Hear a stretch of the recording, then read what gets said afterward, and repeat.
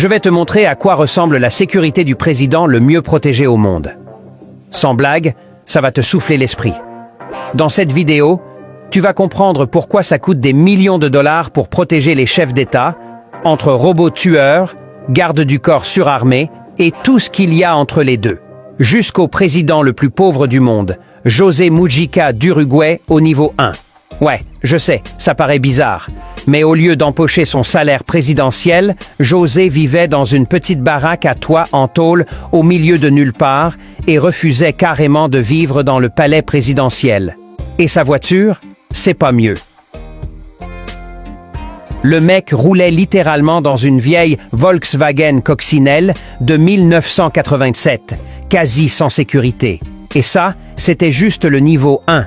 À chaque niveau, la sécurité devient de plus en plus intense jusqu'à arriver au président le plus protégé de la planète, au niveau 10. Le président de la France, lui, c'est pas vraiment la galère comme José. Macron, lui, a carrément une sécurité de fou tous les jours. Motard, garde du corps, vélo, le gars a tout. On pourrait croire qu'avec ce niveau de protection, il ne risque rien, non? Bah non. Il s'est pris des claques, des œufs, des tomates. Bref, un vrai aimant à baffe. Mais parfois, protéger un président peut très mal tourner. Au Japon, par exemple, le Premier ministre Shinzo Abe, le plus ancien en poste, avait tout sous contrôle. Ses gardes couraient derrière sa voiture, géraient la circulation, tout ça. Ouais, c'est vraiment arrivé. Et pourtant, ça n'a pas suffi. En plein discours en 2022, boum, il a été pris pour cible. Mais le président Rodrigo Duterte des Philippines, lui, savait à quoi s'attendre. Connu comme le Punisher, il était impitoyable. Mais tu ne devinerais jamais ça en voyant ses déplacements. En gros, son convoi ressemblait plus à une virée entre potes qu'à une équipe tactique. Il était fan de moto et se baladait dans les rues de Davao City avec ses potes. Mais derrière son tricycle, j'avais jamais vu autant de renforts. Et ses mesures de sécurité allaient encore plus loin. Il a carrément détruit des centaines de voitures de trafiquants de drogue, juste pour marquer les esprits. Genre, il a écrasé pour des millions de dollars de supercars de contrebande, pour envoyer un message aux criminels. Mais aussi fou que ça puisse paraître, c'est rien comparé à ce que fait le président d'Égypte.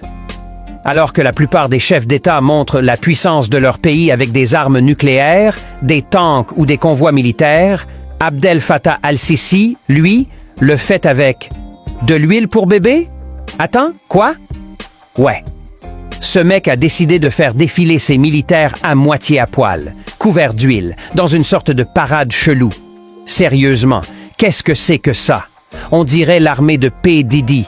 Mais derrière cette huile de bronzage se cachent les élites militaires d'Égypte prêtes à protéger leur président en une seconde.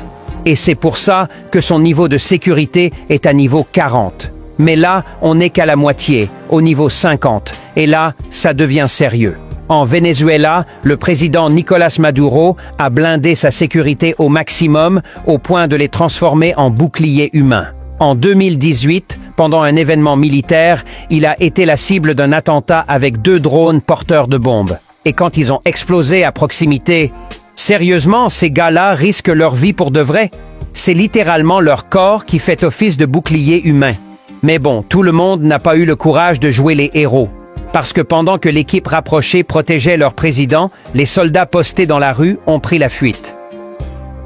Mais quand il s'agit de protéger le patron du Vatican, la plus grande menace pour sa sécurité, c'est parfois lui-même. Parce que le pape François, même s'il est l'un des visages les plus connus de la planète, ne recule pas devant le risque pour montrer qu'il est un homme du peuple. Résultat, le garder en sécurité, c'est un taf à plein temps pour son équipe de sécurité. Sa protection repose donc sur plusieurs couches de défense, en commençant par la garde suisse, qui est loin d'être là pour faire joli, et la gendarmerie du Vatican, qui gère tout, du contrôle des foules à la surveillance high-tech. Et quand il ne marche pas à pied, le Saint-Père se déplace dans la Papamobile, un Mercedes G-Wagon électrique et blindé, avec vitres pare-balles, sièges pivotants et même toit amovible. Sérieux, Le pape est en G-Wagon avant même la sortie de GTA 6. Mais rien ne crie « VIP » comme une équipe d'agents d'élite qui surveille chaque mouvement. En Inde, par exemple, le Premier ministre Narendra Modi n'a pas seulement des gardes qui marchent à côté de son SUV blindé. Il a aussi des unités sur le toit de la voiture. Genre, le flex ultime. Quand tu diriges un pays de plus d'1 milliard d'habitants et que tu dois gérer T-Series, t'as forcément quelques ennemis. C'est pour ça que Modi est entouré par le SPG, une force spéciale d'élite dont la mission est de protéger le leader le plus important d'Inde. Et cette mallette qu'il porte, c'est pas une simple valise. C'est une valise pare-balles qui se déploie en bouclier en quelques secondes. Ouais, ce truc se transforme littéralement comme un transformer. Mais si tu pensais qu'approcher un premier ministre était difficile, essaie donc d'approcher un roi. En Angleterre, la protection de la monarchie, c'est du sérieux. Buckingham Palace, c'est un château déguisé en maison de luxe à 5 milliards de dollars. Grilles, gardes, sécurité à chaque mètre carré. Et les gardes du roi, ce ne sont pas que des figurants pour les touristes. Ce sont de vrais soldats de l'armée britannique avec autorisation de tirer. Donc, ouais, ne les énerve pas. Ces gars-là peuvent te piétiner sans hésiter. Et les chevaux, ils plaisantent pas non plus. Tu sais pourquoi? Parce qu'elle n'a pas lâché un like et qu'elle s'est pas abonnée à la chaîne. Bah ouais. Mais bon, en parlant de force létale, imagine un peu. Kim Jong-un est tellement obsédé par sa sécurité qu'il fait des trucs carrément bizarres. Juste pour avoir le privilège de se tenir près de lui, il te faut des vérifications ultra strictes. Et quand il quitte son palais suprême, il est entouré d'au moins 12 gardes rapprochés. Tous en costard-cravate, oreillettes et basket suprême. Ouais, vraiment. Mais c'est pas n'importe qui. Ces gars sont choisis pour leur loyauté, leurs conditions physiques et surtout, leur peur de mourir. Parce que Kim, lui, ne se contente pas de diriger un pays. Il dirige tout, même tes pensées, presque. Imagine être terrifié par le mec que tu es censé protéger. Ce type est complètement dérangé. Mais alors là, le président Poutine, lui, c'est un autre level de paranoïa. Son dispositif de sécurité ne se limite pas au sol. Il a aussi des yeux dans le ciel. Ses avions sont escortés par des chasseurs de combat et parfois, il utilise des avions leurs juste pour tromper d'éventuels attaquants. Clairement, il prend aucun risque. Et encore, on n'a pas parlé de son convoi présidentiel. Des véhicules blindés totalement noirs qui ne font pas que rouler. Il nettoie littéralement les rues de toute menace potentielle. Et en plus de ça, les gardes du corps de Poutine font flipper. Ils surveillent le moindre de ses gestes. Sérieusement, regarde ce qui se passe quand le double champion passe son bras autour de lui. Il a eu de la chance que ça ne parte pas en vrille. Mais là, on doit parler d'un homme qui n'a même pas besoin de sécurité. Le colonel Mamadi Doumbouya, président actuel de la Guinée, est aussi le chef des forces spéciales armées du pays. Combien de présidents tu connais qui se baladent avec autant de matos sur eux? Bordel. Mamadi et son escouade sont constamment en mode tactique, équipés d'AK-47, de lance-roquettes, même quand ils sont juste en attente.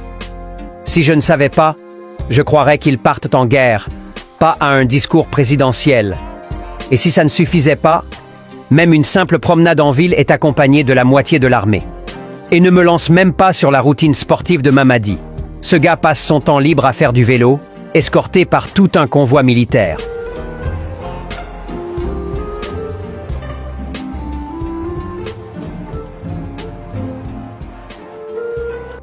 Alors ouais, si tu t'es déjà demandé ce que les présidents font pendant leur temps libre, maintenant tu sais. Mais quelqu'un qui ne peut définitivement pas se permettre de faire une balade à vélo tranquille en public, c'est Donald Trump. Parce que depuis plus de 10 ans, l'homme orange a rendu beaucoup de gens rouges de colère. Pour Trump, la sécurité n'est jamais trop excessive. Il ne veut pas qu'on le prenne pour cible, ni lui, ni ses oreilles. Là où la plupart des présidents ont environ 80 agents de sécurité à tout moment, Donald, lui, en a 300. Ouais, 300. On parle de gardes du corps, d'unités de contre-surveillance, d'équipes de tireurs d'élite, d'escouades anti-assaut. Si une menace existe, il y a une équipe prête à y répondre immédiatement. Et en 2024, quand il a été réélu président, même une sortie dans son club de golf préféré implique une armée d'agents des services secrets. C'est beaucoup à gérer. Pas étonnant qu'il ait besoin de repos dans son propre lit de temps en temps. Et quoi de mieux que la forteresse qu'il appelle maison, Mar-a-Lago. La sécurité autour de Mar-a-Lago est maintenant plus serrée que jamais. Des centaines d'agents, des gardes-côtes armés et même des chiens robots. Voilà à quoi ressemble le traitement présidentiel version milliardaire. Mais Trump n'est pas le seul à voir grand. Quand Recep Tayyip Erdogan sort dans la rue, ce n'est pas juste un convoi blindé. Il arrive dans un véritable bus de guerre. Ouais, ce truc est une forteresse sur roues. Et ce n'est pas juste un bus blindé. Il y a des gardes sur le toit, des hélicoptères qui tournent au-dessus. Quoi après? Des mesures de sécurité à la Kim Jong-un? Oh, il a déjà fait ça. Parce que si tu pensais que les coureurs de Kim étaient impressionnants, ce n'est rien comparé à ça. Ces dictateurs devraient peut-être commencer à prendre des notes. Mais maintenant, il est temps pour le niveau 100. Un homme tellement protégé que si tu t'en prends à lui, tu déclares la guerre à un pays entier. Quand il s'agit de démonstration de puissance, Xi Jinping ne fait pas dans la subtilité. Ce n'est pas juste un chef d'État, c'est le patron absolu de la plus grande armée active de la planète. On parle de plus de 2 millions de soldats à sa disposition. Ce n'est pas une garde présidentielle, c'est carrément un pays prêt à intervenir. Regarde par exemple le défilé militaire pour les 70 ans de la Chine. C'était le plus grand jamais organisé, avec des tanks, des jets, des missiles, tout ce qu'il manquait. C'était l'étoile de la mort sur la place Tiananmen. Et avec Xi, rien n'est laissé au hasard. Même son traducteur personnel ne peut pas l'approcher sans autorisation spéciale. D'accord, Xi, t'es le boss des boss, on a compris.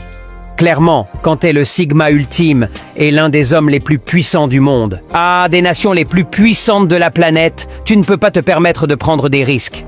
Mais tu sais qui ne prend vraiment aucun risque. Ces gens-là, juste ici. Parce que cette tribu attaque quiconque ose s'approcher.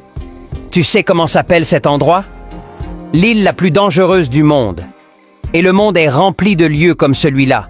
Des routes impitoyables, des îles infestées de serpents.